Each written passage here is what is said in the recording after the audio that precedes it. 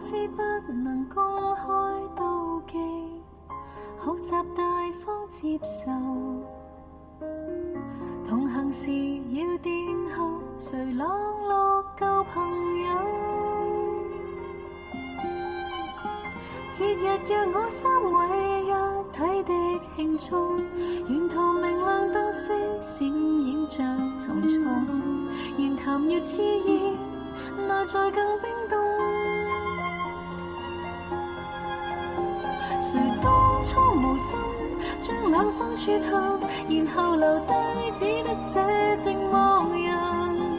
仍是你們密友，呆望你們熱吻，應該傷感還是快感？能迴避嗎？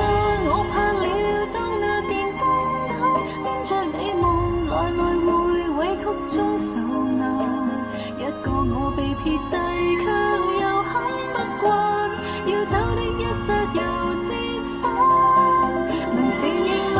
我故意當那電燈膽他日你們完全是入地也不能，善良人埋藏着最壞的心眼，妄想一天你們會散，會選我嗎？